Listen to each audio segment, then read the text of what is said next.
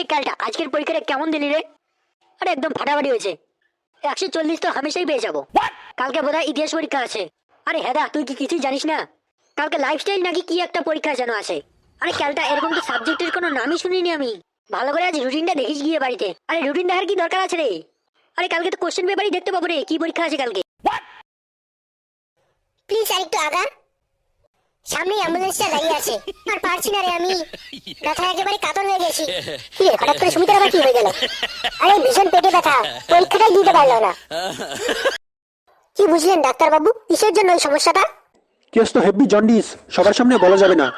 সাবধানে যাস মা, যেগুলো আগে পারবি সেগুলো আগেই লিখবি। মা কি জানে যে আমি সারা বছর বই পড়িনি, অনলাইন ক্লাস করার বদলে মোবাইল দিয়ে শুধু রিলস বানিয়েছি? কি রে, পরীক্ষাটা কেমন দিলি আজ? আরে পরীক্ষার চিন্তা কে করে রে ভাই, আর পাস করবো আর না হয় করবো না, এই দুটোর মধ্যে একটা তো হবেই। এত চিন্তা করে কি লাভ? আমি টেনশনে আছি শুধুমাত্র ইনস্টাতে ভিডিও পোস্ট করতে পারছি না তার জন্য। জানিস প্রতিদিন আমার 200 জন করে ফলোয়ার্স কমে যাচ্ছে। এই পরীক্ষার চাপে ইনস্টার প্রোফাইলটাই না ডাউন হয়ে যায়। আজ কি তোর পরীক্ষা নেই বাবা? না মা, আজ পরীক্ষা নেই, কাল পরীক্ষা হলেই শেষ হয়ে যাবে। ক্যালটা তোর হলো, লেট হয়ে যাচ্ছে তো। কি রে, ছোট তোকে ডাকছে কেন?